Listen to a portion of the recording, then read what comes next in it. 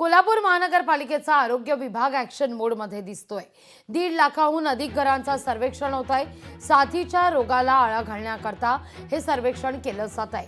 पावसाळ्यामध्ये डेंग्यूसह तापाचे रुग्ण हे वाढत असतात आणि त्यामुळे आता सर्वेक्षणाला वेग आला आहे। महानगरपालिकेकडून अशी सूचना आहे की ज्या पावसाळ्यात आपण दरवर्षीचा हा सर्वे असतो आमचा, पावसाळा चालू झाला की डेंग्यूचा सर्वे हा चालू असतो। प्रत्येक आशाला वेगवेगळा भागवाईज वाटून दिलेला आहे। त्या भागवाईज आम्ही सर्वे करत असतो, पण ज्या ठिकाणी आम्ही जात असतो त्या ठिकाणाहून आम्हाला रोडवरती टायरीमध्ये किंवा एखाद्या कुंडीमध्ये असं पाणी वगैरे दिसलं, त्यात आळ्या असू देत अगर नसू दे, पण ते पाणी आम्ही उघड्यावर दिसल्यानंतर फेकून देतो।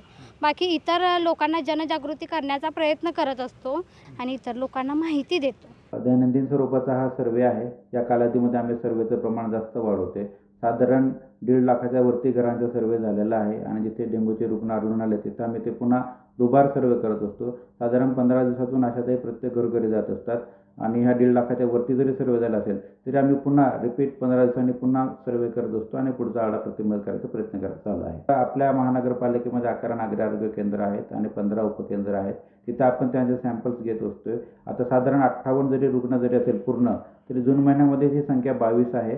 तर त्यांची आम्ही तपासणी करून त्यांना वैद्यकीय देखरेखीच्या बाबतीत आवश्यक असलेल्या उपाययोजना करत असतो।